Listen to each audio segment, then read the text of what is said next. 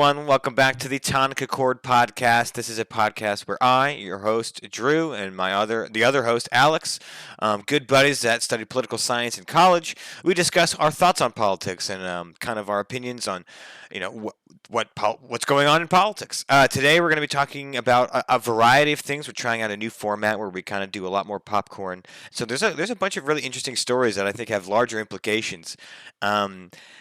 Than what they originally seem. One of which is a new app called the Citizen app. This app is in the news because what it is it's information provided by users in various cities to kind of make a live map of crime being reported. People also listen to like police scanners and then update the information there. And so basically, I've tried it out. I've downloaded it, and it gives you like almost like a radar scan of your area, and then reports that are going on. So you'll see like on this street is a police report of an incident involving a vehicle, and then you can see that on the map.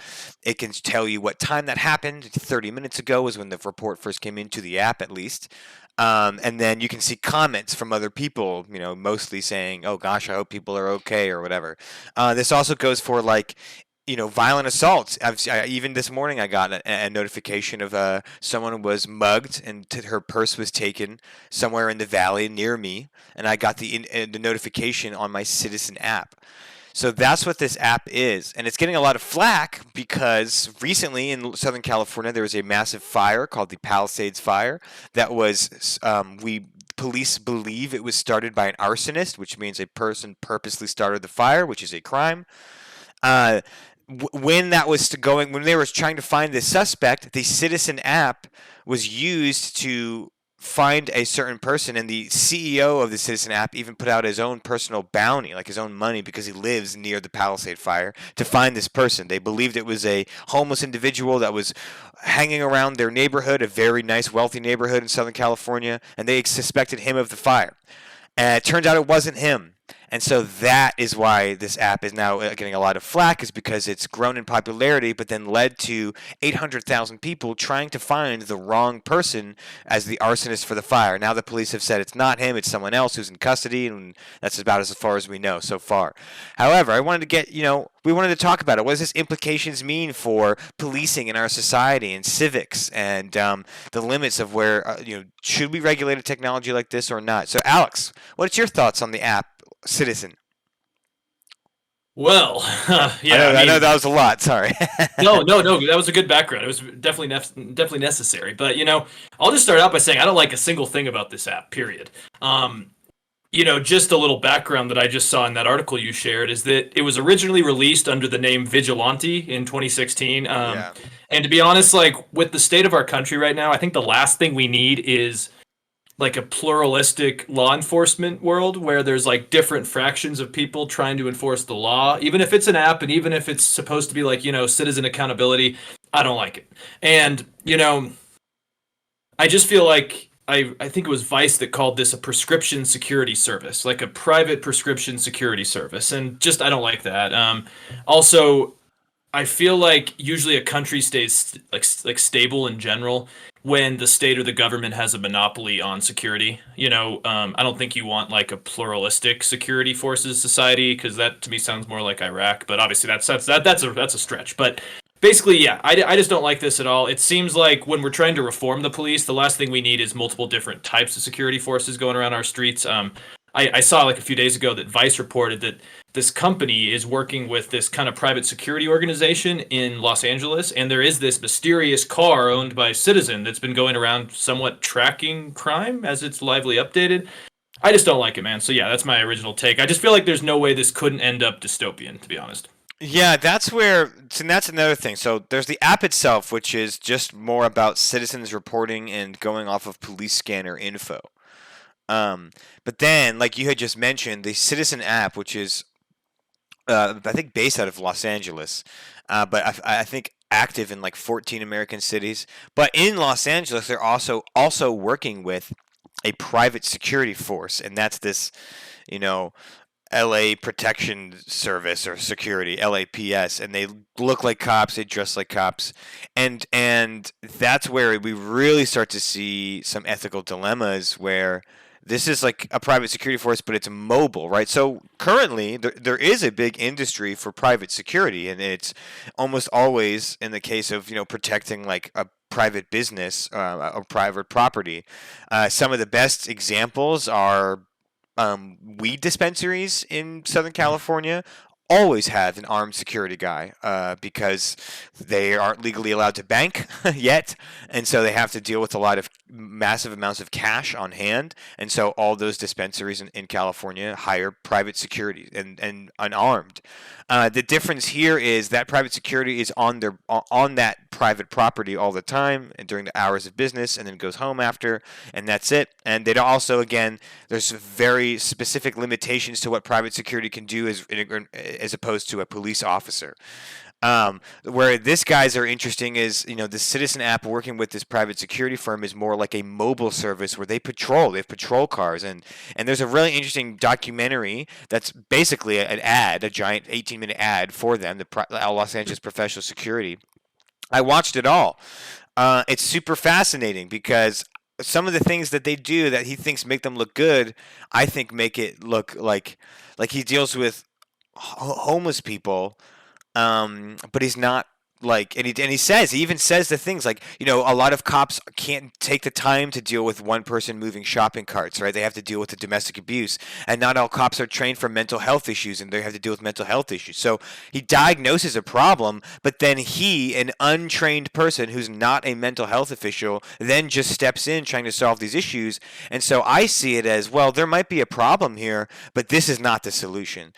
Making people, like letting people basically LARP as cops without the professional training or accountability, and especially the only accountability would be to their own clients who pay them. I see that as so ripe for ethical problems and corruption. No, absolutely. That was also what I was thinking too, because I read that part mainly where they're like, well, the police don't have enough time to deal with homeless people, so why don't we deal with homeless people?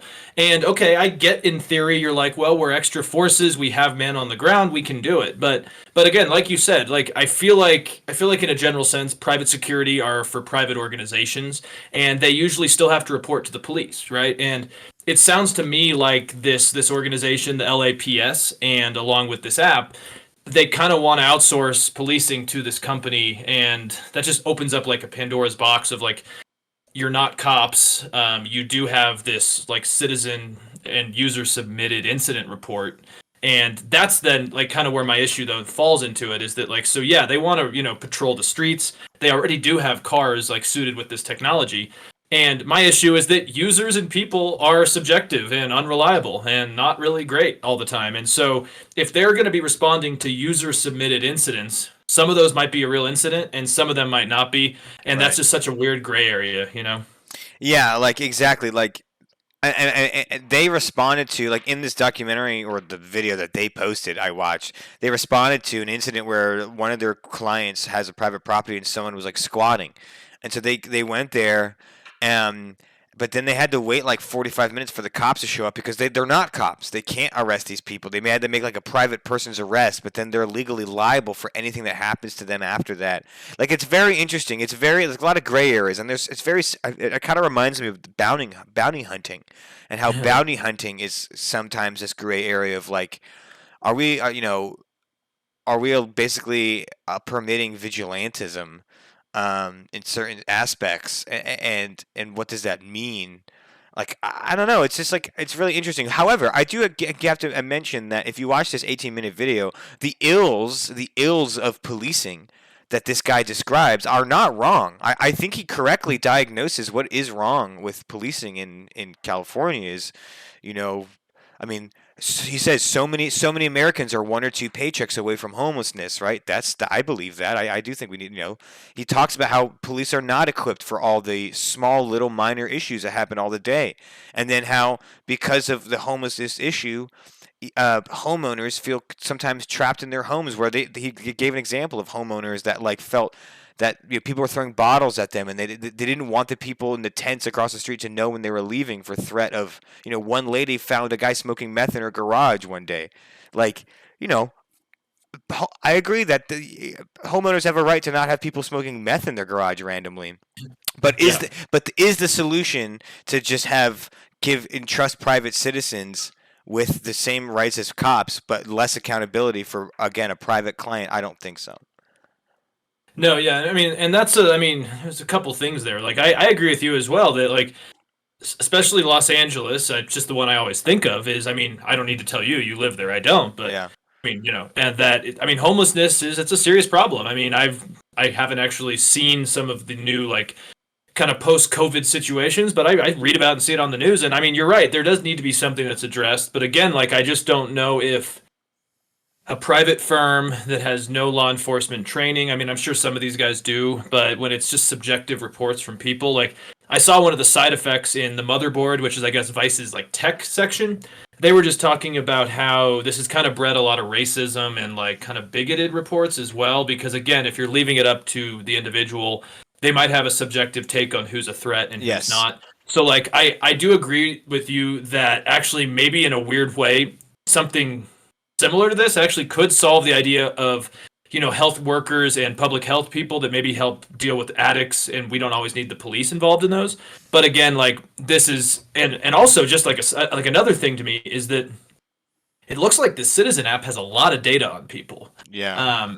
And I mean, it was something about how they had their own like COVID tracing app that seemed to compile a lot more data than people signed up for, like even releasing full names on some people.